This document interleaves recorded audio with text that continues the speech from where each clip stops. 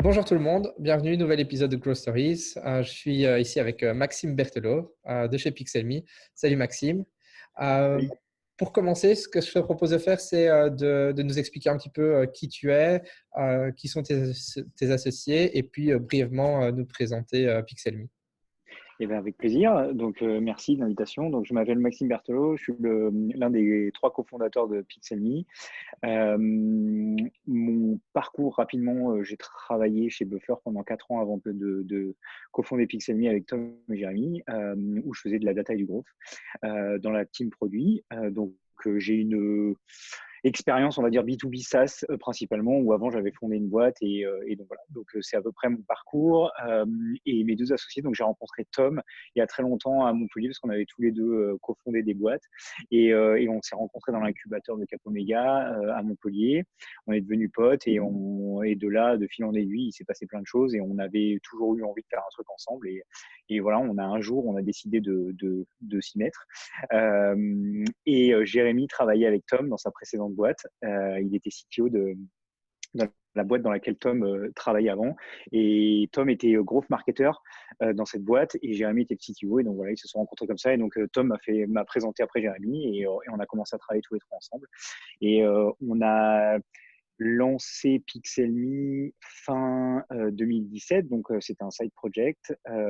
C'est parti de pas grand-chose, d'une idée que Tom avait, d'un besoin qu'il avait lui dans son travail quotidien, de vouloir, il envoyait du trafic vers des sites qu'il détenait pas et il avait envie de faire du retargeting parce que il se demandait comment je peux faire pour j'envoie du trafic vers ces sites-là, mais j'aimerais bien pouvoir capitaliser sur ces gens et du coup, de là est née l'idée de Pixelme et du URL shortener qui permet d'inclure des pixels de retargeting. Tout a commencé avec une première landing page où on a validé que des gens seraient prêts à s'inscrire pour utiliser le produit. Et puis de fil en aiguille, on a essayé de voir s'ils étaient prêts à payer, ce qui a marché. Et donc Jérémy nous a codé la première version, on l'a lancé, on a eu des clients payants assez rapidement. Et ça, c'était fin 2017. Et puis après, on a donc enchaîné assez rapidement avec le AppSumo, le fameux AppSumo Promotion qui s'est passé fin 2017. Est-ce Donc ça, qu'on peut se replonger un tout petit peu au début et de comment vous avez fait pour valider cette première idée? Parce que, OK, ouais, Tom avait un besoin qui ouais, était. Bon, maintenant on peut le dire qu'il n'était pas spécifique à lui et qui est un besoin non, partagé, mais comment c'est vous ça. êtes arrivé à dire, OK, c'est bon, là on a un truc qui tient la route.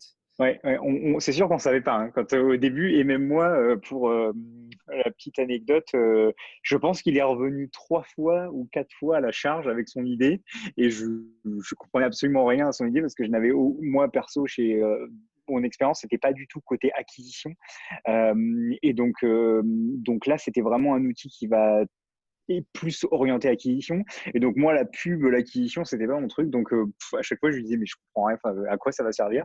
Et puis, au bout d'un moment, on a appliqué un peu le growth mindset qui était en fait de dire, bah, quand on fait des A/B tests, en fait, quand on fait des A/B tests, il faut pas avoir d'ego ou d'idées préconçues parce qu'en général, on est souvent surpris par les résultats. Donc, ce qu'on s'est dit avec Tom, c'est qu'il est revenu à la charge. On était à Bali à ce moment-là en vacances et il m'a dit, ah, j'aimerais bien faire ça. Je lui ai dit, écoute, tu sais pas quoi, je sais pas ce que ça va donner, mais vas-y, faisons une landing page, on n'a qu'à faire une page comme ça web et puis on décrit un peu à quoi sert l'outil, ce que ça va faire et puis on met un sign-up et on dit que les gens peuvent s'inscrire. On fait semblant de faire croire que le produit existe et les gens peuvent s'inscrire et là on leur dit bah en fait l'outil n'est pas comme on n'est pas prêt tout de suite. Par contre tu peux nous laisser ton mail pour être au courant quand on va sortir l'outil. Et donc on a fait cette web page, cette landing page qu'on a lancée à la fin de nos vacances. Et puis, on a envoyé un peu de trafic dessus. On a partagé la page un peu à droite à gauche. Et on a commencé à avoir, il y avait un système de file d'attente. On a commencé à avoir des gens qui s'inscrivaient, non seulement qui laissaient leurs emails, mais qui en plus invitaient leurs amis, leurs collègues, etc. Et donc, du coup, ça a commencé à augmenter. Et je sais pas, quand on a eu à peu près, en quelques jours, on a eu 100, 150 inscrits, en sachant que, je sais pas, il y avait 30 ou 40% des gens qui s'étaient inscrits qui venaient du partage de leurs amis, quoi, des invitations. Là, on s'est dit, OK, il y a un truc, quoi, c'est quand même intéressant, même si à l'échelle de la humaine et du web, 100, 150 sign-ups, ça représente pas grand-chose. Pour nous, c'était un bon premier marqueur. Oui. Euh, donc, quand on est rentré, ce qu'on a fait, c'est que pour aller un peu plus dans le détail, parce qu'on s'est dit, OK, on a 100, 150 inscrits, c'est bien, mais c'est sûr que c'est pas non plus la planète. Est-ce que réellement, il y a des gens qui seraient intéressés par ce projet, par ce produit et qui seraient intéressés pour payer.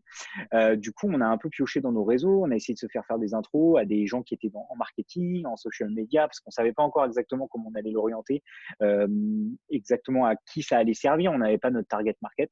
Et donc, du coup, on a commencé à faire des ce qu'on appelle des customer research calls. Euh, et du coup, on a parlé avec un peu des gens de partout et on a vu qu'il y avait, à chaque fois, il y avait des espèces de choses qui revenaient et qui intéressaient une partie des gens, pas tous, mais une partie des gens étaient très intéressés. Ah bah oui, moi, je partage souvent du contenu extérieur, je mets des articles sur Medium, mais je peux pas retargeter mon trafic, ça m'embête beaucoup, etc., etc. Et donc là, on s'est dit, OK, on tient un truc. Du coup, on a partagé Pixelmy sur Betalist.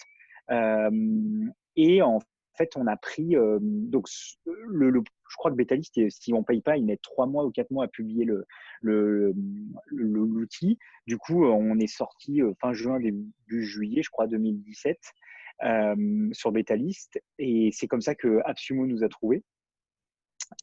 Et à ce moment-là, on n'avait pas encore d'outils. On avait juste décidé de prendre les 3 premiers mecs les plus intéressés par le produit et on s'était débrouillé à plugger des plugins WordPress et machin. On s'est dit, OK, il nous faut un shortener. Donc, on avait pris Bitly, on avait pris un plugin WordPress qui mettait les pixels, l'autre qui faisait ci. Et on avait dit au type, donnez-nous vos liens, une liste de liens, et on priait pour qu'il n'y en ait pas 150 parce que c'était hyper manuel. Il y avait 3 ou 4 étapes. Et donc, on raccourcissait les URL à la main, on leur donnait des trucs qui étaient basés sur Bitly, mais bon, voilà, et ça marchait, ça déclenchait les pixels. Et pour nous, le vrai marqueur, le vrai point d'inflexion, il a été quand ces personnes-là nous ont recontactés et nous dire OK, j'ai une nouvelle liste de liens, est-ce que tu peux me les raccourcir. Et là, on a fait OK, il se passe un truc. Ouais. Le mec, il a vraiment envie d'utiliser le produit. Donc, on avait déjà commencé à parler avec Jérémy, notre CTO, et on avait déjà commencé. En fait, on avait validé qu'on pouvait faire par contre, c'était la limite du fake it until you make it. C'est que on avait quand même validé qu'on était capable de faire le produit. On n'a pas juste fait une landing page en se disant, OK, on sait pas comment on va le faire, mais on va vendre du rêve à tout le monde. On peut aller sur Mars, mais on sait pas comment on va y aller. C'était pas du tout l'objectif. On savait exactement que c'était techniquement possible. Et donc là, Jérémy a dit, OK, il y a une validation, moi je vous code le truc. Et donc du coup, grâce à Betalist, c'est comme ça la personne d'AppSumo nous a trouvé. Il a Juste vu pour que notre je projet, il a trouvé comprenne, intéressant. pour que je De quoi? comprenne, quand tu disais, vous avez fait des interviews avec des potentiels clients, tu as Oui. été pioché dans la liste des 150 qui s'étaient inscrits ou tu n'as pas On touché a, à ça? on a fait les deux. Ok. On a voulu sortir de cette liste parce qu'on s'est dit la liste elle est biaisée. Donc on voulait comprendre un peu mieux qu'est-ce qu'ils cherchaient à faire quand ils sont inscrits.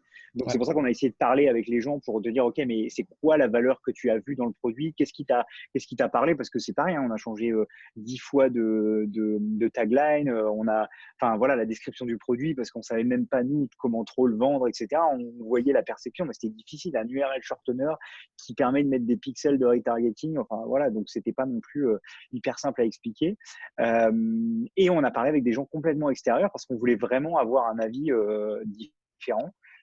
Et puis voir des gens qui avaient des profils aussi différents dans le marketing, etc.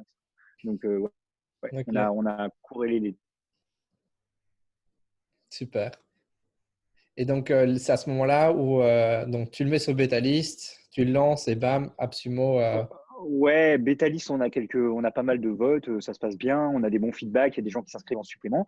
Et puis, AppSumo nous trouve, c'est le début de l'été, il nous dit OK, il regarde notre site, il y avait on avait mis des pricing, on voulait voir et on a mis des fonctionnalités à l'intérieur du truc, mais il n'y avait rien qui n'était codé. Euh, voilà, le type nous dit, moi, on pourrait faire un AppSumo, on attend d'user, il nous explique un peu le principe. Donc, moi, je connaissais pas très bien AppSumo, Tom connaissait bien. Euh, Il avait fait Sass Invader, donc c'était un peu dans la même veine. Et, Mhm. moi, je me rendais pas vraiment compte de l'impact que ça pouvait avoir au début. Après, en fouillant et en regardant, on s'est dit, OK, en fait, ça peut être vraiment cool. Mais au début, j'avais aucune idée si ça allait nous apporter 10 clients ou 3000. Euh, et puis, donc, il nous fait un peu ce qu'il aimerait mettre dans la promotion, parce qu'en gros, AppSumo, pour expliquer, ils vendent des accès à vie à des outils SaaS. Donc, c'est des licences à vie qu'on vend. Donc, les gens payent une fois, AppSumo garde 70% et ils reversent 30% aux développeurs. Donc, c'est pas énorme, mais on n'a pas le choix. C'est comme ça. Il n'y a pas de négo possible. En plus, souvent, on est à un âge au début où bah, on n'a pas vraiment de quoi négocier. Donc, c'est soit on le fait, soit on le fait pas. Et ça dure 14 jours. Ils le mettent sur leur site et ils envoient tout leur trafic. Plus, ils ont une newsletter de plus d'1 million de subscribers. Et du coup, ça a un impact assez incroyable. Et ils promeuvent, je crois, 4 outils par mois. Donc, du coup, c'était un peu, bah, pour nous, c'était un peu le truc cool à faire. Donc, on n'a pas hésité longtemps. Au début, on s'est dit, 70%, puis on fait pas du MRR, et puis, etc., etc. Puis on s'est dit, OK, on a 3 users, on n'a même pas de produit là à l'époque. Et puis après, en septembre, on en a repensé un petit peu. On s'est dit, OK, on a 3 users, enfin, faut y aller. Et ils nous avaient proposé d'être fin septembre, début octobre. Et finalement, ça s'est un peu décalé. Ça s'est fait mi-octobre, je pense. Et voilà, le temps qu'on code le produit, qu'on code toutes les fonctionnalités, qu'on mette tout ce qu'il y avait dans le package. Et puis on était ready pour faire Absolument, quoi. C'était Et un là, sacré pari quand même. ouais, c'était un, c'était un sacré pari. Après, l'avantage quand même, c'est qu'ils ont un pipeline de projets hyper bien rempli. Et du coup, si jamais il y a un projet qui marche pas ou qui est pas prêt ou qui leur dit, pardon, c'est la joie d'être en extérieur, il y a des papillons Ouais. qui m'arrivent dessus. Donc ouais, si quelqu'un leur dit bon, bah, en fait, on préfère pas passer cette semaine ou on n'est pas prêt ou des choses comme ça, ils peuvent toujours décaler, mettre quelqu'un avant. Donc en général, bon. Mais c'était quand même un pari osé, ouais, complètement. Et puis, quand même, avant de passer sur AppSumo, on avait quand même livré le produit dans l'été. On avait les premiers clients qui avaient commencé à l'utiliser, nos bêta users, tous les gens qui m'avaient demandé des liens qu'on avait mis sur la plateforme qui commençaient à l'utiliser. Puis après, on avait commencé à faire payer les gens à partir de septembre. Donc, on avait quand même des validations d'un certain nombre de choses et on savait que l'outil quand même marchait, quoi. Ouais. Mais là, vous étiez encore tous dans vos jobs respectifs. Ouais. Ouais, tous dans notre job respectif, 100% dans notre job respectif, ouais, tout à fait. C'était quand même un peu téméraire parce que si, enfin pour notre audience, donc AppSumo, comme tu l'as dit, c'est 100 millions d'inscrits dans une newsletter. Ouais, Le deal, c'est que tu dois être capable d'absorber plusieurs dizaines de milliers d'inscriptions sur ta plateforme et ouais, d'arriver à gérer le support de ces personnes qui sont assez ouais. exigeantes en plus. Exigeante, ouais, c'est le mot, ouais, c'est le terme. Moins on paye cher et plus on est exigeant, je crois. Exactement.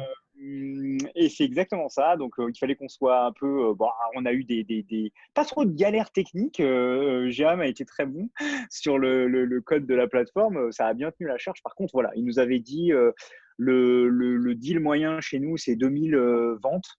Donc, ça fait 2000 utilisateurs. Euh, et puis, en fait, on a fait 5000 en 14 jours. Donc ouais, ça a été assez incroyable. Et avec Tom, on a fait le support. Moi, j'ai pris quelques jours off de mon travail chez Buffer. Tom était aussi off une semaine, je crois. En vrai, on a fait le support à deux avec Tom et avec un text expander. Qui est un outil qui te permet de faire de sauvegarder des parties de texte et de réutiliser ces parties de texte avec des raccourcis. Tu mets point virgule, pixel me, point virgule, je ne sais pas quoi. Et à chaque fois que tu tapes point virgule, je ne sais pas quoi, bah, il te met le texte. Et du coup, bah, pour faire du support à la chaîne, c'est très pratique parce qu'en fait, ce qui se passait, c'est que les gens venaient sur la page de AppSumo, venaient mettre des commentaires et au fur et à mesure, ça nous permettait d'adresser les questions qu'ils posaient et ils venaient sur notre support. On a en plus fait le choix de garder un live chat. Donc, on avait Intercom, on avait le live exprès pour pouvoir parler le plus rapidement possible avec les users pour pas qu'il y ait de frustration et pour que ça se passe bien. Et du coup, bah, au fur et à mesure, on apprenait les questions. Donc, on tapait un texte et puis bah, voilà, on envoyait à chaque fois que quelqu'un nous demandait ça, boum, boum. On arrivait à faire du support à la chaîne. On a fait ça pendant 14 jours. Ça a été très, très, très, très violent. Et puis, on n'a pas beaucoup dormi pendant ces jours-là parce qu'il y avait l'Asie qui se levait, donc on se levait très tôt. Il y avait des Asiatiques partie Asie qui se levaient, qui commençaient à se connecter. Puis après, ça passait à l'Europe et après, c'était les États-Unis jusqu'à tard dans la nuit. Donc, on se levait à 4 heures, on se couchait vers 1 heure du mat, voilà, pour finir les derniers users, mais pour que ça se passe bien parce que, comme tu l'as dit, ils sont très, très exigeants. Donc, du coup, ils vont poser beaucoup de questions. Et puis, en plus, ils achètent 39 euros un deal. Mais ouais, ils ont un niveau d'attente qui est assez élevé, quoi. Donc voilà. Mais bon, à la fin, on était content de l'avoir fait, quoi. Ça avait très bien marché. Ouais. Voilà. Parce que juste pour que notre audience comprenne, je pense que d'ailleurs vous avez écrit un article dessus pour expliquer Oui, l'impact que ça a, etc. J'invite vraiment tout le monde à le lire. C'est super intéressant. Le gros avantage, c'est que ça te donne une masse d'utilisateurs qui utilisent ton outil, donc ça te collecte des feedbacks et ça te permet d'avoir déjà une opinion. Après, il faut toujours faire attention à pas que ce soit biaisé par rapport au persona bien sûr. AppSumo. Ouais, Mais bien sûr. l'autre avantage, évidemment, c'est, et si je comprends bien, c'est la caisse de résonance que ça fait d'avoir toutes ces personnes qui parlent de toi ultérieurement. Ouais, exactement. C'était les deux gros avantages. Très honnêtement, quand on a lancé ce Pixelme, l'URL shortener, on n'avait pas, ni je pense Tom, ni Ami, ni moi, grande expérience dans ce que c'était que de faire un URL shortener. Et on a appris beaucoup avec nos utilisateurs. On a publié une Trello pour que les gens puissent voter pour les fonctionnalités qu'ils voulaient intégrer. Ça nous a permis de collecter énormément de feedback de OK, bah, en fait, on cherche à faire ça, ça et ça. Ils nous ont fait toute notre étude concurrentielle parce qu'ils connaissent tous les outils par cœur qui existent sur la planète, même les trucs introuvable. Donc d'un coup, on a eu 15 enfin on a appris 15 concurrents qui étaient des concurrents directs, mais ou directs, machin, etc. Donc c'était juste génial. Ça nous a permis aussi de regarder ce que les autres faisaient, enfin, etc., etc. Donc ça, c'est le premier point hyper intéressant. Bien sûr, ça peut être complètement biaisé par rapport au personnel. Nous, l'avantage, c'est AppSumo, c'est une communauté quand même pas mal de marketeurs. Et c'est des freelance marketeurs qui bossent avec c'est des ils sont en mode agence, donc ils conseillent pas mal de clients, etc. Donc du coup, ça marchait bien, quoi. Le persona était quand même assez intéressant pour nous, c'était pas trop biaisé. Et donc du coup, apprendre quelles étaient leurs problématiques tous les jours, quels étaient leurs besoins, etc. Ça nous a permis d'étendre le scope de ce qu'allait être Pixelme. Et puis après, le deuxième point, c'est on s'est très vite appuyer sur eux. Donc, c'est des gens très fidèles. C'est assez marrant, c'est qu'ils vont poser beaucoup de questions, ils vont être très exigeants. Mais quand on a gagné un peu leur confiance, donc nous pendant la promotion AppSumo, ils nous avaient dit, on ne sait pas si vous serez, parce moi j'ai acheté un autre produit qui était un peu comme vous, mais du coup les mecs font plus de mises à jour. Est-ce que vous serez toujours là dans un an, etc. Est-ce que vous allez mettre des mises à jour? Et ce qu'on a fait, c'est qu'on a essayé on a regardé quelle était la fonctionnalité, quelle était la plus votée pendant les débuts, et Jérémy a codé la fonctionnalité dans un week-end. Et donc du coup, ça a permis de rassurer tout le monde en disant voilà, on est là, on va vous montrer que dans un an on sera toujours là et que vous aurez toujours accès au service. Et on leur a fait pas mal de promesses qu'on a tenues. Et par contre, du coup, les gens nous l'ont rendu énormément en bouche à oreille. On a fait tout de suite un programme d'affiliation. Et tout de suite, ils ont utilisé le programme d'affiliation énormément. On a eu, je sais plus combien de stats, mais je crois qu'on a 300 ou 400 personnes sur notre programme d'affiliation. On les a eu en quelques jours, semaines.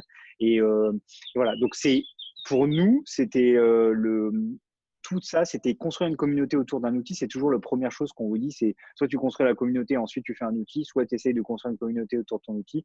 L'avantage d'AppSumo, c'est que si on est dans la cible des gens qui sont autour d'AppSumo, et ça peut être très, très, très positif pour accélérer un peu cette période-là, quoi. Ouais. Et tu as leveragé cette audience pour essayer de leur demander d'aller t'écrire des reviews sur Captera, GitHub et toutes ces Alors, plateformes. on n'a pas fait trop encore ça. Un jour, un matin, on a découvert qu'on avait 6 ou 7 reviews que des 5 étoiles sur Captera et GitHub, mais on n'avait jamais regardé. Donc, ça venait probablement de ces utilisateurs-là.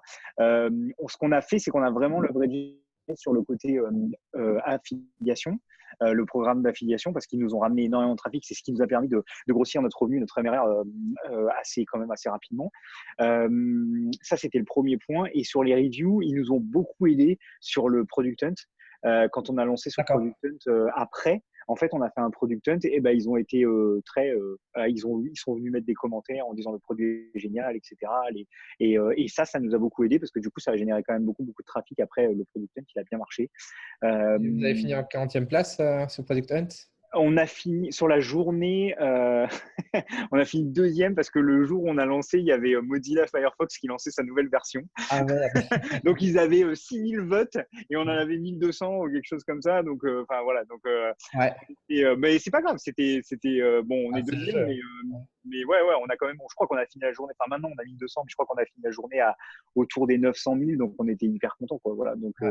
bot et ça nous a généré pas mal de trafic, quand même pas mal d'inscrits. Derrière ça nous a construit notre MRR. Donc on était très satisfaits. Et donc là ils ont été vraiment derrière et beaucoup de gens ont été publiés des commentaires et en fait ce qui est assez surprenant c'est qu'on échange pas mal avec certaines personnes qui sont passées sur AppSumo et nous en comparaison de pas mal de gens on a quand même une bonne partie parce qu'il y a quand même dans les 5000 personnes qui achètent un ticket, il y en a qui mettent un an à venir utiliser le produit. Hein. Donc, ils l'achètent parce qu'ils ont peur de manquer. Et puis, finalement, ils savent pas trop ce qu'ils vont en faire. Et puis, un jour, ils découvrent qu'ils ont ce coupon. Et donc, ils arrivent sur le site de Pixelme. Ils disent, OK, qu'est-ce que je peux faire avec Pixelme? Donc, c'est un peu ça. Et donc, je crois qu'on a eu très rapidement 50 ou 60% des gens qui ont validé leur coupon. Et derrière, on a toujours une bonne partie des AppSumo users qui sont actifs en monthly active user. On est assez haut sur les AppSumo users, donc c'est vraiment cool. Ouais. Et donc, toi, tu conseillerais vraiment de se dire, ben, si vous devez faire un Product Hunt et un AppSumo, faites d'abord l'AppSumo et puis le Product Hunt pour leverager. Ouais, ouais, clairement, parce que c'est pas les mêmes communautés. C'était le pari qu'on a fait. On s'est dit, ok, on va faire un AppSumo, c'est pas grave, ça va pas nous empêcher de grossir notre MRR. Et c'est exactement ce qui s'est passé, c'est qu'en fait, après la promotion, en plus, on a eu plein de sign-up grâce au fait que les AppSumo fait énormément de pubs, il y a énormément de reviews, il y a plein de groupes qui traînent à droite, à gauche, qui partagent les deals. La page, elle tourne énormément, et du coup, ils ont un très gros, euh, rank et du coup ça amène beaucoup de trafic même après la promotion. Donc après ça nous a permis de récupérer beaucoup de revenus et oui je le ferai dans ce enfin, on l'a validé que c'était une bonne idée d'avoir fait dans ce sens-là parce que Product Hunt c'est plus des gens comme toi et moi qui sont prêts à quand ils ont un problème en tout cas sont prêts à payer pour un vrai outil un outil enfin payer à un abonnement mensuel, ce que les AppSumo users sont pas du tout dans ce mindset-là. Tu feras jamais payer à un AppSumo user un abonnement mensuel, quoi. Quasiment. Enfin, c'est très rare d'upseller. On en a parlé avec beaucoup de fondeurs qui sont passés par AppSumo. C'est quasiment impossible, quoi. Ouais, j'ai lu tous les reviews. Je crois que les meilleurs parlent de 1 à 2% de taux de conversion. Ouais, Et, c'est ça, exactement. c'est Ouais, c'est difficile, ça. ouais. Donc non, faut pas partir là-dessus. C'est vraiment communautaire, c'est vraiment feedback, c'est vraiment avoir une communauté autour de son produit. Ça fait un peu d'argent, ça dépend à quel stade on en est. Ça paye pas des salariés, c'est sûr, hein, parce que nous, en tout, je crois qu'on a récupéré 70 000 dollars ou un truc comme ça. AppSumo s'est fait 200 et quelques mille dollars, donc voilà. Mais c'est sûr que si on avait récupéré 200 000, bon, ça fait un beau seed. Mais par contre, voilà, c'était pas mal, c'était intéressant de récupérer cet argent-là dès le départ. Ça nous a permis de D'ailleurs, en termes d'anecdotes, je crois que les achats ont été intéressants avec le deal d'Absimo. Alors, Comment tu sais ça, toi? Les achats ont été très intéressants. Je sais pas de quoi tu parles, mais ils ont été très intéressants. alors, qui d'entre vous s'est acheté un scooter avec ça? Ouais, c'est moi. Ah, c'est toi, hein, je sais bien. Euh, moi, je suis dans l'histoire de Pixelme, je travaillais pour Buffer et Buffer n'ayant pas d'entité en France, j'étais indépendant, donc j'avais pas le droit au chômage. Donc et Tom et Jérémy ont pu partir quitter leur travail et avoir accès au chômage pendant quelques mois avant qu'on fasse notre seed. Et du coup, on faisait du revenu aussi, donc ça nous aidait aussi pas mal. Et par contre, moi, je suis resté full time chez Buffer jusqu'à quasiment la fin. J'étais aussi beaucoup plus flexible dans mes horaires, dans mon temps. Et du coup, ouais, je me suis fait un petit cadeau. Je me suis acheté un scooter électrique. Voilà. Voilà, voilà. Ça, c'était bien. C'était bien, Ah, c'était pratique. bah, je pense que Je l'aurais pas fait sans AppSumo, c'était la récompense. ouais, voilà. Et puis, il y a beaucoup d'indie hackers qui disent qu'il faut d'abord se rémunérer soi-même et rémunérer ses founders avant avant de se lancer dans autre chose. Donc, je pense que c'est important aussi de se Ouais, donner un petit peu ce reward et cette congratulation d'avoir atteint une étape. Je pense que c'est important. oui, exactement. Et puis, c'était ça. Et puis, c'était aussi le fait que à cette époque-là, on avait, on n'avait pas encore non plus la vision. Enfin, on avait des perceptions de choses qu'on avait envie d'adresser avec Pixelme parce qu'on avait enfin, tous les deux avec Tom des problèmes dans notre travail et donc indirectement Jérémy aussi dans notre travail de growth sur tout ce qui était acquisition, etc. Mais on n'avait pas encore l'idée exacte de vers où on voulait amener Pixelme et c'était un side project. Donc oui, on était vraiment dans le mindset indie hacker et voilà. C'était au départ, on a quand même fait un peu Pixelme pour avoir un fameux new revenue stream qui était ok, on va faire des choses et puis on va essayer d'avoir plusieurs sources de revenus et puis bon ça a un peu changé quoi mais voilà donc c'était un peu le mindset du début. Ouais. C'est ça qui est intéressant d'ailleurs. Enfin, il s'est passé quand le shift? Vous avez dit, non, mais attends, on va en faire un vrai business qui va nous occuper full time.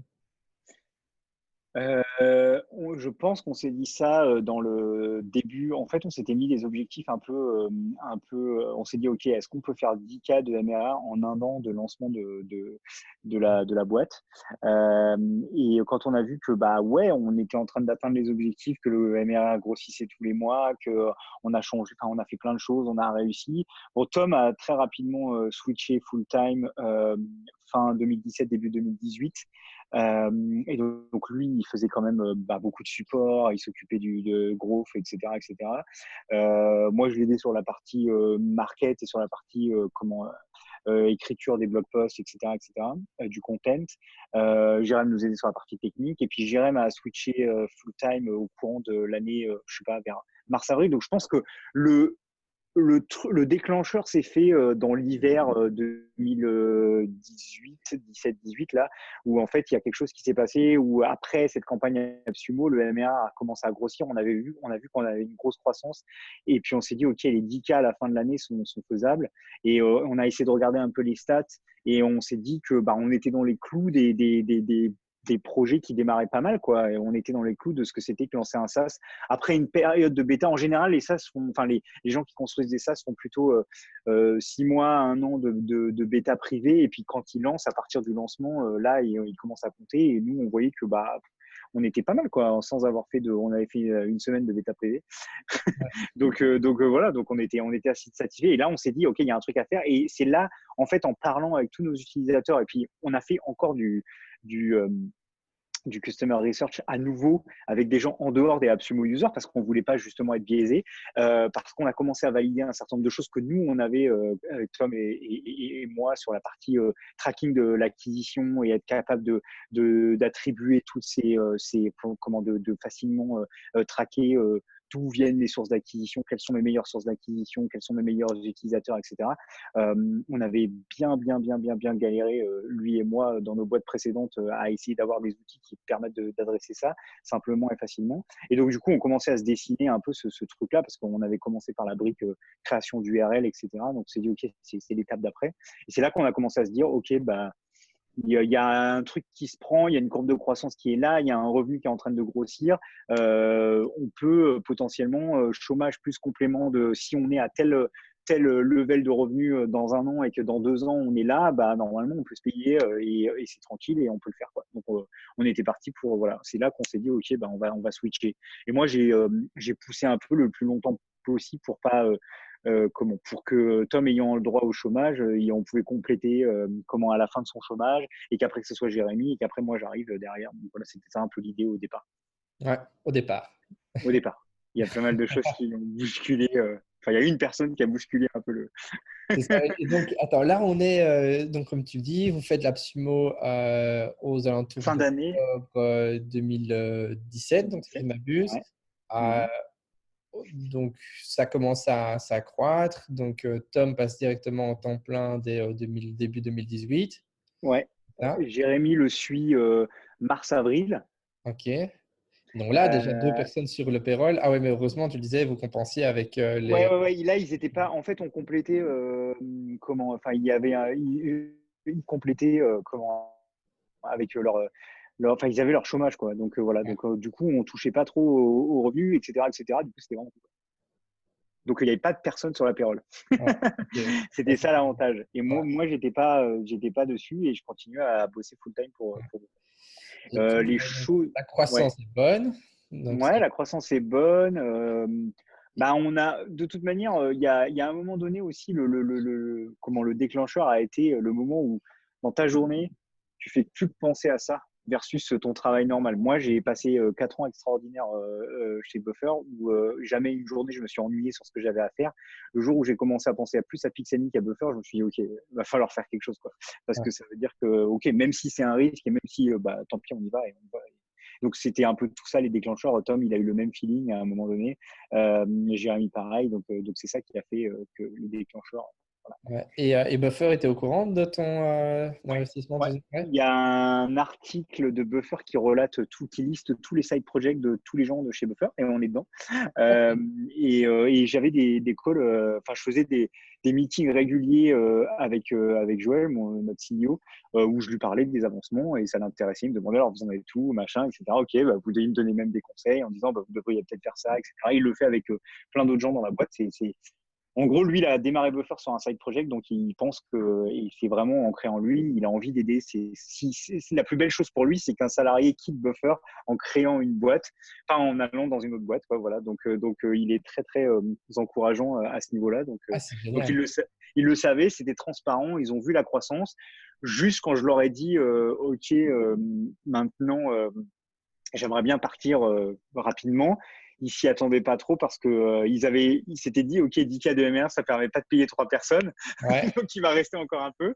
Mais bon, après ils n'avaient pas, enfin voilà, j'avais pas, ils n'avaient pas comment anticiper tout ce qui s'est passé, la levée, etc. Donc, voilà.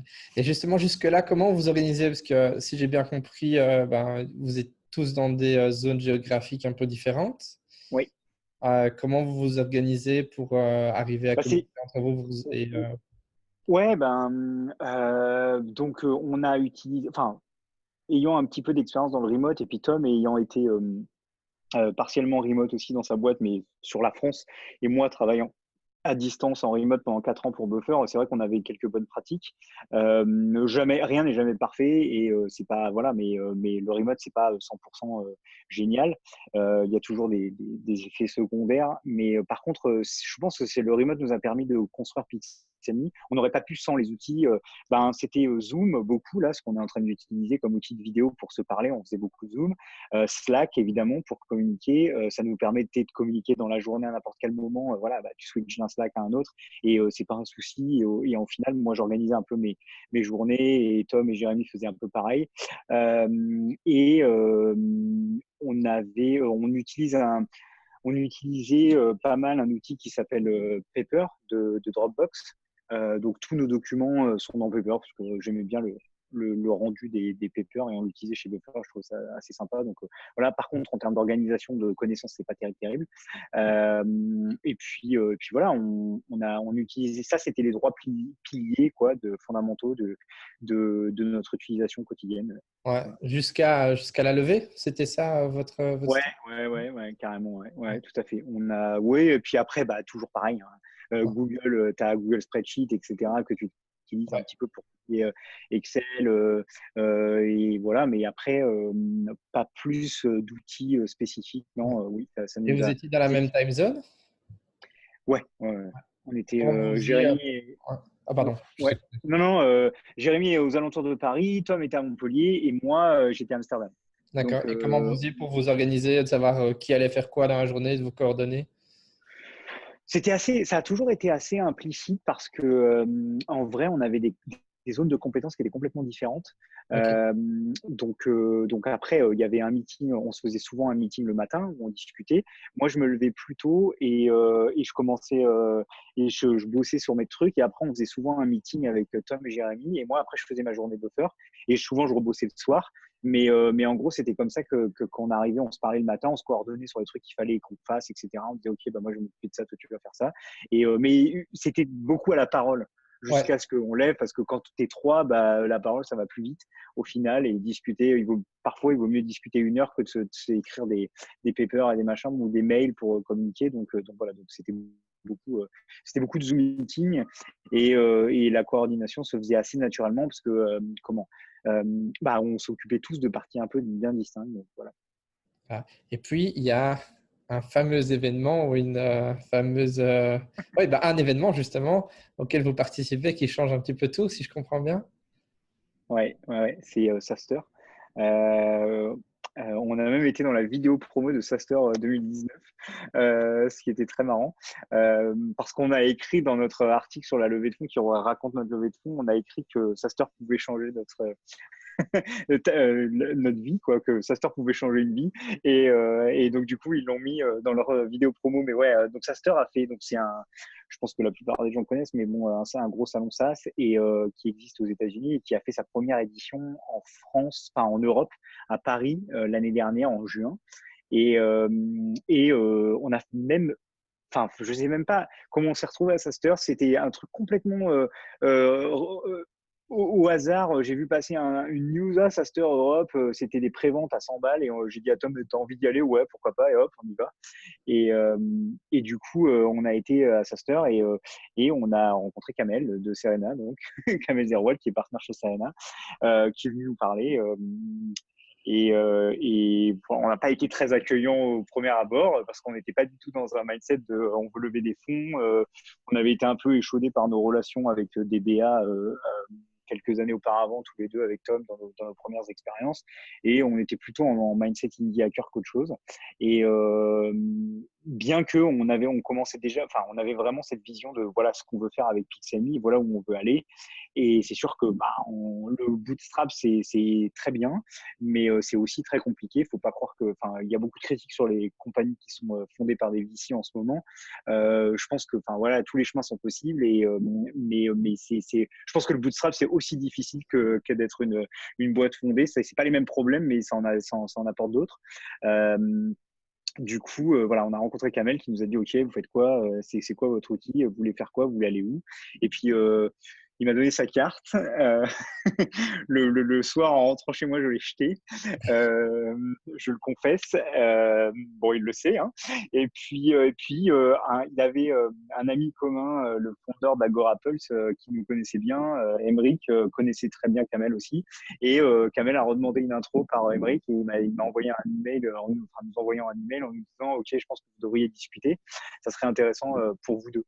Et donc, du coup, on s'est revu avec Kamel et c'est de là où voilà, la relation a commencé à naître. Moi, j'ai bien accroché sur comment le fit business de Kamel et son discours et sa vision et sa façon de voir Pixelme et de Tu peux nous nous dire, en bah, dire un OK. peu plus justement par rapport à ça? Il a été, si tu veux, le fait d'être transparent, on a été beaucoup démarché par des fonds. Et on n'a jamais été fermé. On s'est toujours dit, pourquoi pas en fait, parce qu'en gros dans la vie, on pense que on est assez aligné là-dessus, qu'il faut jamais fermer des portes à rien, que tu sais jamais en fait que tu peux dire non un jour, mais le lendemain ça peut faire du sens.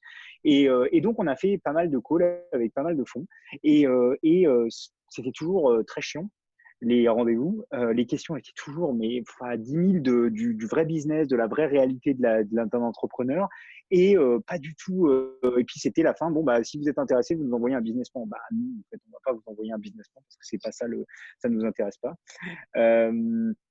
Et du coup, Kamel a une approche complètement très orientée business et ça a été le premier à comprendre, OK, ce que fait Pixelme aujourd'hui et où est-ce qu'on voulait aller et l'opportunité marché en nous disant, OK, je pense que je comprends ce que vous voulez faire, je comprends où vous voulez aller. Et ça a été le seul à creuser, en fait, à vraiment creuser et à se dire, OK, mais attendez, c'est quoi votre outil aujourd'hui? OK, ça c'est simple, c'est machin, vous avez fait un premier truc, OK, c'est quoi la brique secondaire? Là, tu me parles de ta deuxième brique, mais OK, mais pourquoi, mais comment, etc.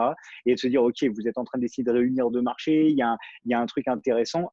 Après, et la question tout de suite de Kamel, ça a été à la fin, on a beaucoup échangé et il m'a dit, voilà, il y a deux chemins, quoi. C'est soit vous le faites en bootstrap et c'est très, très, très bien pour vous et il n'y a pas de souci, soit nous, on peut être là pour vous accompagner et vous aider à faire la vision que vous avez, mais à accélérer et à aller plus vite. Et ça nous a fait beaucoup réfléchir. Et puis, il nous a fait des intros à pas mal de monde qui était dans notre marché et ça nous a beaucoup aidé en vrai. Ça, c'était l'été 2018, juillet, août.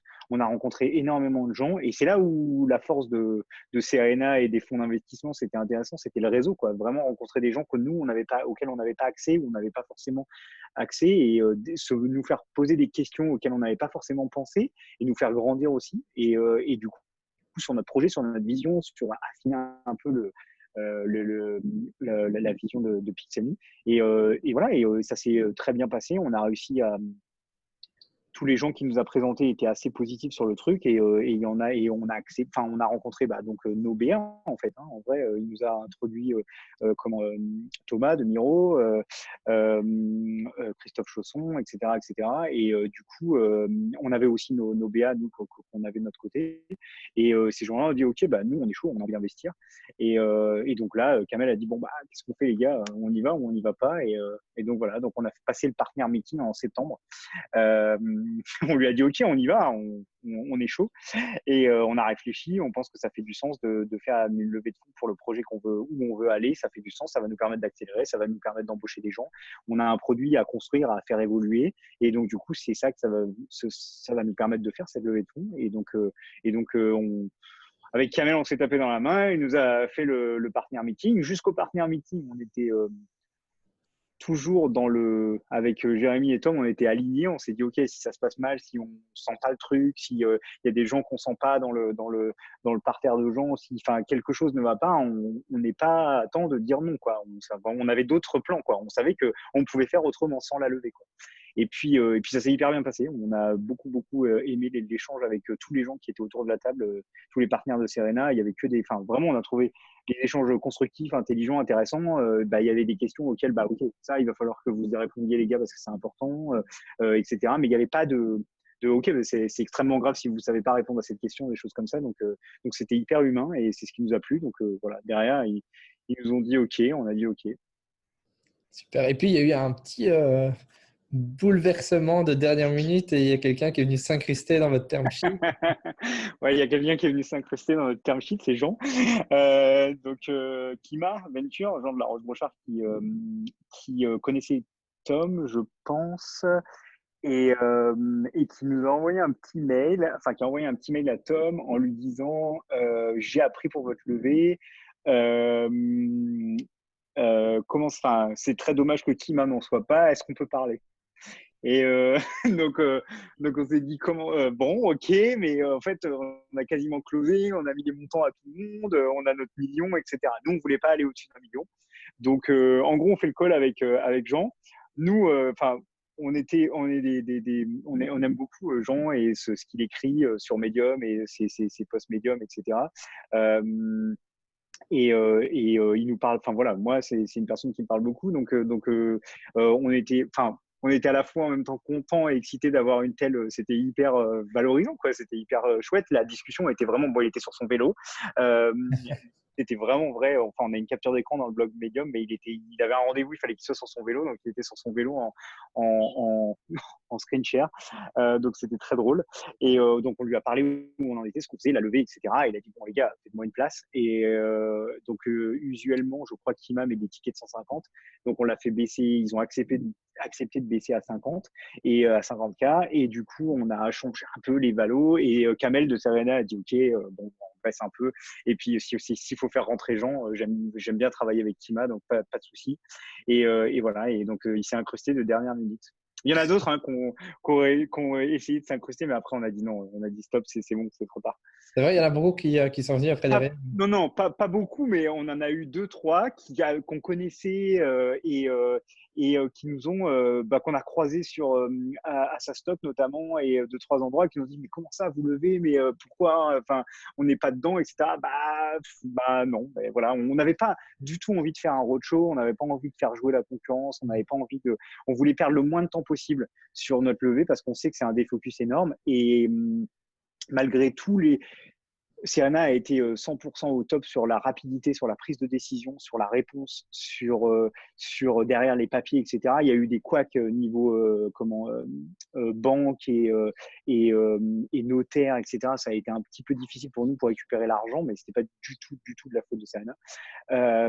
Et du coup, ça s'était hyper bien passé super vite et du coup derrière ça a pris un peu de temps puisqu'on s'est tapé dans la main, on a signé la term sheet fin septembre début octobre et on a récupéré les fonds en décembre, donc pour dire Ouais. le gap quoi. Et ça nous a mis un gros défocus quand même parce que voilà, on a moins bossé sur le produit, on a moins passé de temps avec nos users, etc. Et donc du coup c'était bien qu'on l'ait fait comme ça et donc voilà, on n'a pas été bon. On s'est pas dit, tiens, Serena voudrait investir, tiens, on va aller faire jouer la concurrence. C'est OK, ils nous plaisent, on est alignés, ils sont prêts à faire le deal avec nous, donc on y va, quoi.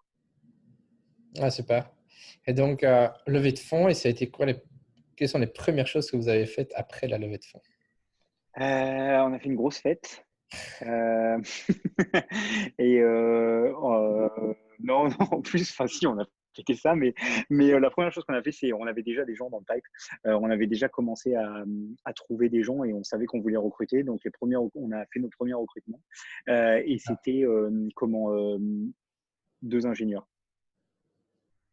Ouais, Donc normal. c'était vraiment profil ingénieur. Et après on a posté on s'est dit ok, on a cherché, enfin on s'est dit, cette levée, elle va nous servir d'assembler une core team. On a besoin d'un profil très market. On a besoin de dev parce que on a fait cette levée pour développer un produit, pour aller au bout de notre vision de notre produit. Et du coup, on a cherché quelqu'un pour nous aider au support, pour prendre moins de temps à Tom. Et c'était Tom qui faisait, on va dire, 80% du support. Je l'ai aidé 20% du temps.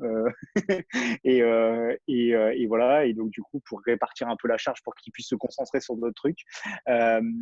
Et puis, on a aussi réparti un peu la charge de travail, enfin, les responsabilités différemment. Parce que moi, je suis passé full-time aussi à partir d'octobre-novembre.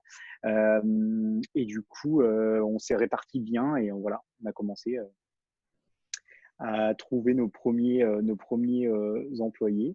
Et c'est ça les premières choses qu'on a faites, je pense. Et tout le monde me dit que le moment où tu lèves des fonds avec un fonds d'investissement, c'est vraiment un moment charnière en termes de formalisation, qu'il y a toujours un avant et un après. Est-ce que tu as vécu ça aussi? Ouais, c'est un peu vrai.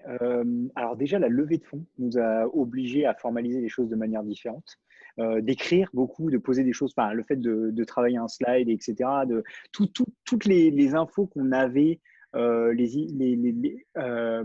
avait, mais en parlant avec les gens, en lisant des articles sur le marché sur lequel on voulait aller, etc. C'était dans nos têtes, mais c'était pas vraiment formalisé. Donc c'est vrai que ça nous a forcé à poser ça sur le papier. Donc, je dirais qu'en termes d'outils, on n'a pas changé d'usage, mais par contre, on a juste beaucoup plus formalisé, préparé les slides les slides de la levée pour le meeting chez Serena. Tout ça, voilà, on a formalisé tout ça et on a posé ça sur le papier. Puis ça nous permettait d'avoir des traces aussi pour les gens qu'on allait embaucher pour partager cette vision avec eux, pour qu'ils comprennent bien où est-ce que ce qu'on veut faire, où est-ce qu'on veut aller. Et après la levée, c'est quand tu embauches des gens, c'est sûr que là, tu dois changer ta manière de faire, tu n'es plus trois. Donc, du coup, il faut communiquer différemment. Donc, Ok. ça, c'est sûr que. Et là, les outils changent un peu. Tu peux nous en dire un peu plus sur ce que tu veux dire par communiquer différemment et changer les outils? Ouais, surtout nous qui sommes remote, donc aujourd'hui la team est constituée de Myriam qui est aux États-Unis, Berno qui est à Amsterdam, Jérôme qui est à Budapest, Stéphane qui est en Guadeloupe, et Nicolas qui arrive bientôt, qui est à Paris. Et donc nous trois, moi je suis à Paris avec donc Jérémy est pas loin et Tom est toujours à Montpellier.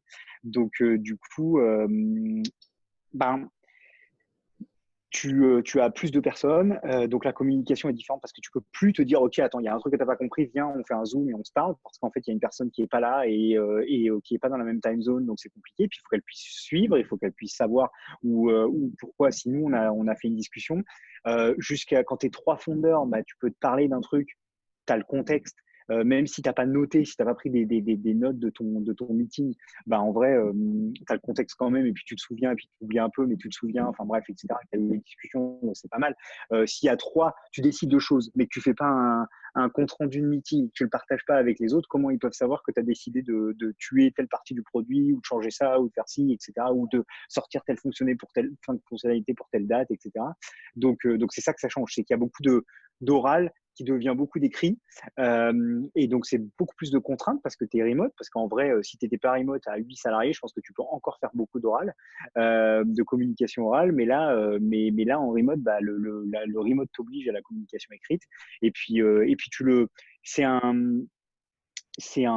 comment je dirais, c'est quelque chose qui te revient très rapidement dans la figure. C'est-à-dire que si tu le fais pas, à un moment donné, tu t'aperçois que tu fais des discussions et tu as tes salariés qui vont te demander qui vont te poser des questions et tu vas te dire, mais attends, mais ça, on a décidé que ça et que ça. Et tu vois qu'ils sont pas au courant, qu'ils n'ont pas le contexte, etc. Et qu'ils comprennent rien, qu'ils sont perdus. Et là, tu te dis, OK, on a loupé un truc, quoi. Donc, il faut changer la méthode.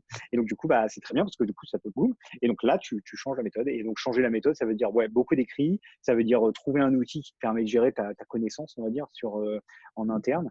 Euh, donc nous, c'est quelque chose de plus facile que Paper, parce que Paper, c'est très mal retrouver quelque chose. C'est comme dans Slack, quoi. Retrouver quelque chose dans Paper ou dans Slack, c'est un petit peu compliqué. Quand tu as parlé de quelque chose 3 jours avant pour le retrouver dans Slack, on sait tous que c'est fini. Communication instantanée. Et donc, du coup, voilà, on a mis un certain nombre de. Enfin, on a pris un outil en place et ça nous permet de mieux organiser par département, le contenu est organisé, on sait exactement où trouver les choses et ça permet de se notifier aussi, de savoir exactement quand il y a une update sur un produit, un document, etc., etc. Et donc, l'outil que vous avez mis en place est vraiment, du coup, a pris une place centrale dans vos activités, si je comprends bien. Ouais, en tout cas, tous les gens, enfin toutes les personnes aujourd'hui, tous les départements, je dirais, enfin, c'est un peu, on est 8, donc utilisent, ouais, cet outil et centralise. Et on a différents, bah voilà, on a la partie marketing, la partie ingénieur, la partie, etc. Enfin voilà, donc c'est produit et ça c'est bien organisé. On sait, on a les comptes rendus de meeting quand je fais on fait toujours, on continue à faire beaucoup de customer research. Et on continue à faire des meetings ou des démos, des choses comme ça, bah, il y a un compte rendu qui est tapé, qui est trouvé dans un endroit, etc. Et Oui, comment vous avez choisi cet outil, justement? euh, un peu comme ça. Bah, on en a entendu parler. J'avais vu pas mal de reviews. Enfin, j'ai vu pas mal de reviews. J'ai cherché sur le web un peu des trucs. Il y a des Français qui font quelque chose qui est Slide, qui fait un truc qui est Ouais. pas voilà, il y avait bah, Notion, voilà. Et je ne connaissais pas Helium à cette époque. Ouais. Mais voilà. Et donc du coup, on a cherché, on a vu des reviews on a testé. J'avais testé un peu Slide avant, mais ça correspondait pas exactement à ce que je voulais, qui a beaucoup évolué depuis, je pense. Et du coup, bah voilà, on a décidé de partir sur l'autre et on l'a installé, on a invité tout le monde. Au début, ça n'a pas marché. On avait fait une tentative quand on n'était que 3 de mettre tout sur cet outil et ça n'avait pas marché du tout. On n'avait pas réussi à s'y mettre dedans. Et puis en fait, le besoin s'en est fait ressentir quand on avait des salariés. Et en fait, on s'est rendu compte que la donnée était beaucoup plus accessible et mieux organisée dans cet outil-là. Donc, du coup, on s'est dit, OK, j'ai invité tout le monde et puis je crois que bah, voilà, ça s'est fait, ça a commencé à se faire naturellement. Et est-ce que vous avez utilisé, est-ce que la notion de template qui était mise à votre disposition ont été des éléments qui vous ont facilité la vie? Pas trop, pas trop. Enfin, si, il y a quelques templates euh, qu'on utilise dans certains documents.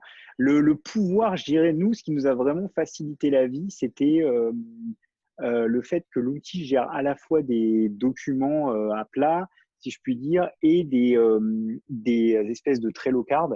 Donc du coup, bah, on utilise quand même Trello à l'intérieur d'un outil de documentation, et donc du coup, ça nous permet d'avoir tout au même endroit. Donc c'est pas mal.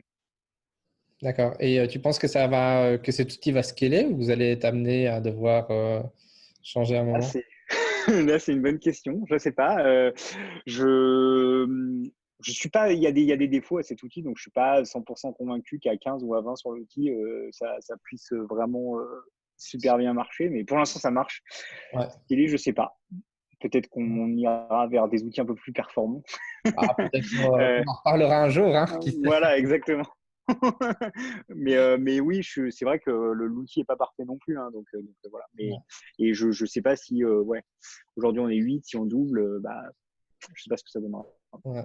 Et à part cet outil-là, est-ce qu'il y a d'autres outils qui ont vraiment aidé à structurer et développer votre boîte, on va dire? Ben, il y a vraiment Trello, hein, tout le monde utilise des Trello cards, hein, donc Ouais, ça c'est sûr que Trello enfin, et toujours, on l'utilise toujours pour certaines choses, et toujours très structurant. Euh, Après, dans les outils qui nous ont permis de structurer, non, il y a des outils clés qui nous ont permis enfin, tout le côté data, il y a le côté euh, des amplitudes, des mix panels, des choses comme ça qui nous permettent. Il y a Segment qui nous permet qui est le cœur de tout ça, etc., qui nous permet de connecter avec plein d'outils. On a nos outils d'NPS parce que pour nous, c'est hyper important de mesurer le NPS. On a Intercom qui est structurant, c'est notre CRM. On n'a pas de CRM aujourd'hui chez Pixelmy, mais en fait, c'est Intercom, notre CRM. On gère tous nos utilisateurs, toute notre chose avec ça. Et ça, je dirais, c'est l'outil numéro un chez nous. On peut pas vivre sans lui, quoi. C'est pas possible. Tu nous enlèves Intercom, Pixelmy tombe.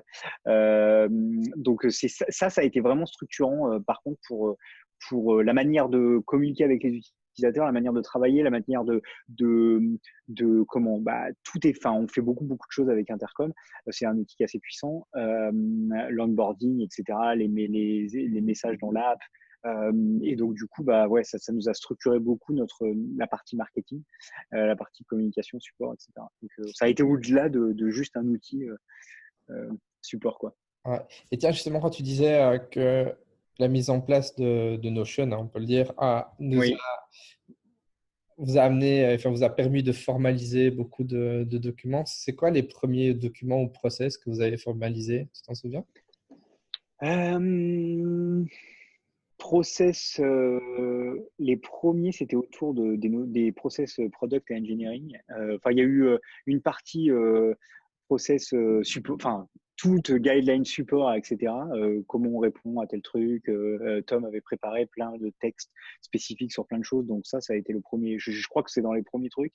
Après, ça a été vraiment process support et engineering, produit engineering. Comment Tom s'occupe du produit aujourd'hui, comment Tom travaille avec les ingénieurs sur la partie produit, etc., etc. Donc ça a été formalisé là-dedans. Et très vite, on a mis aussi beaucoup de choses sur la partie market. Mais ouais, je dirais que les premières choses, ça a été dans cet ordre-là. Ouais. Ok.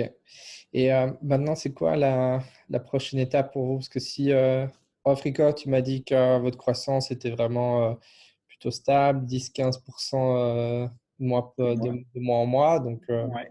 Ouais, vachement ouais, ouais. sympa. Vous avez fait un premier seed d'1 million il y a combien maintenant? 6 mois. On va dire. 6 mois. Vous Ouais, êtes, 6 mois. vous êtes bien, on va dire. On est bien. On a de la trésor. On a 15 mois de trésor devant nous à ce rythme-là, on va dire, aux revenus qu'on fait. Mais bon, avec la croissance, forcément, ça se décale, quoi. Ouais. Les prochaines étapes pour nous, c'est passer. On est en train de vraiment passer Pixelme d'un URL shortener, donc une fonctionnalité, à une plateforme d'attribution. C'est vers là où on veut aller. Donc,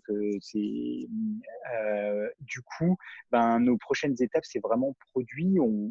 Comme on travaille déjà avec des bêta-testeurs sur la partie attribution, etc. Mais l'idée, c'est vraiment de sortir cette première brique. On en a une deuxième qui arrivera derrière au niveau produit sur la partie data, etc. Mais pour l'instant, on est vraiment concentré à sortir ce produit. C'est le plus important, le plus essentiel. On continue dans la même veine de ce qu'on a fait avec des bêta-testeurs et on continue à faire valider que le produit répond à un vrai besoin, etc., etc., comment on construit. Donc, ça va prendre encore un petit peu de temps. Du coup, comment je dirais, nos visions de revenus, voilà, si on arrive à garder 10-15% de croissance, on est très content. Maintenant, c'est pas un marqueur hyper essentiel pour nous. Ce qui est vraiment essentiel, c'est la construction de ce produit et la validation de la partie product market fit sur cette plateforme d'attribution. Donc, c'est ça nos grosses étapes pour nous. Et une fois qu'on sera là, oui, on commencera à réfléchir à l'étape d'après qui suit un site qui peut être une série A ou voilà, ou d'autres choses comme ça, quoi. Ok, super. Pour conclure, je pose toujours un peu la même question aux personnes que j'interviewe. C'est quoi, toi, tes recommandations? Je dirais tes recommandations pour 2 phases, parce que pour le coup, tu en as 2 qui sont très intéressantes. On va dire la phase de création slash bootstrap Ouais. et pour le seed. Mes recommandations sur la partie bootstrap, c'est vraiment, euh, ça- je pense que le plus important de tout, c'est de pas faire les choses, enfin d'essayer de valider un maximum de choses avant de commencer à faire trop de choses. Donc, je sais pas si ça veut dire grand-chose ce que je dis, mais en gros, pas commencer à coder un produit de fou avant de valider qu'il y a des gens qui sont prêts à l'acheter. Ça, c'est ma plus grosse recommandation. C'est l'erreur que j'ai fait sur ma première boîte et ça a été très compliqué après. Euh, on est toujours dans une position extrêmement meilleure quand ok, on a validé en amont, on commence et que les gens ont vraiment besoin du produit et donc ça et on se met dans une position qui est différente. Donc le côté customer research pour moi c'est vraiment la pierre angulaire de tout. On l'appelle le lean customer development, ça a une partie du lean startup ou pas, ou enfin c'est cool, mais où il y a d'autres gens qui l'appellent le jobs to be done, etc. Mais en gros c'est vraiment essayer de valider que on répond on adresse un problème ou qu'on répond à un besoin, etc. Donc ça, ce serait passer dans cette phase-là, il faut passer beaucoup, beaucoup de temps à valider ça, parler avec les gens et faire un maximum de choses manuellement sans s'engager trop parce que c'est derrière, ça permet d'économiser beaucoup de temps.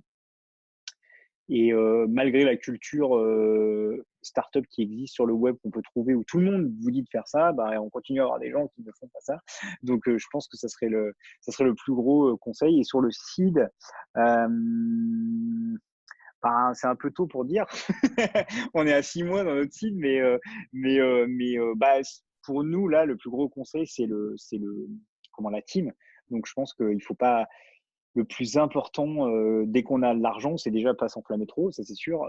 C'est pas parce qu'on a 1 million, c'est beaucoup, mais en même temps, c'est pas grand-chose. Quand on a 8 salariés, ça passe très vite. 10 mois, 15 mois, 12 mois, ça passe très, très, très, très, très vite en vision produit. Et si le chiffre d'affaires commence pas à grossir, etc., ben, ça peut passer encore plus vite. Donc, du coup, il faut pas s'enflammer. Et le point le plus important dans cette phase, je pense, c'est vraiment se connaître soi-même, savoir quel type de société on veut construire, quel type de personnes humaines avec qui on a envie de travailler, connaître ça un peu. Ça peut être poser sa culture, c'est peut-être trop tôt pour poser une culture, etc. Mais c'est juste parce que je pense qu'à ce stade-là, recruter des gens, c'est vraiment avant tout un culture fit, avant toute autre chose. Il faut vraiment penser à ça parce que si on veut pas se louper, parce que se louper sur quelqu'un, alors bien sûr, il y a des périodes d'essai, etc. Et ça sert à ça, mais se louper sur quelqu'un, ça peut coûter cher. Et ça peut prendre beaucoup de temps et ça peut décaler une roadmap de 3 mois ou de 6 mois parce que en France, bah, c'est sûr que voilà, ça prend beaucoup de temps de comprendre, de réaliser et puis après de se séparer des personnes.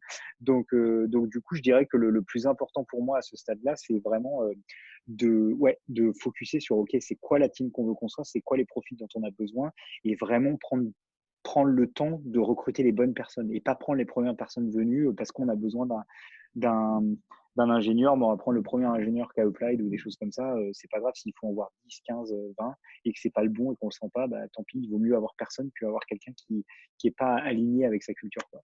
Ouais, et tu crois que c'est plus facile ou plus difficile de recruter des personnes 100% remote? C'est plus facile.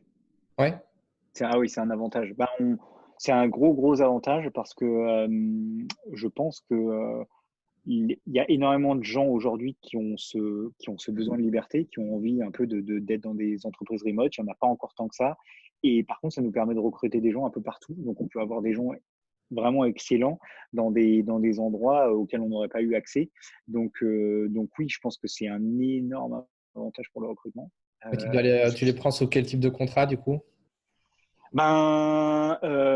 comment dire, les deux personnes qu'on a à l'étranger elles sont sur des contacts, c'est des contrats contracteurs, freelance quoi. Mais Ouais. sauf que par contre, on les traite comme nos salariés. Donc c'est un engagement qu'on a avec eux.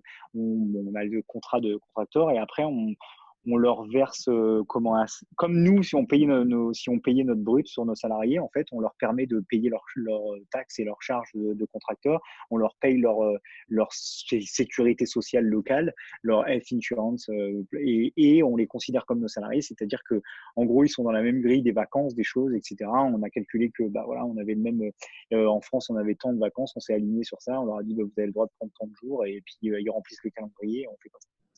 Donc, pour nous, ils sont employés full-time et on ne fait pas de différence. On essaye de gommer les différences. Par contre, dans les faits, ils sont contracteurs. On n'a pas Ouais, d'autre choix pour l'instant. ouais, effectivement. Ouais. Ok, super. Bah, écoute, merci beaucoup pour ton temps. C'était vraiment très, très riche. Et Euh, ben ouais, et, merci à toi, Timothée. Ouais, c'était vraiment, vraiment très, très chouette.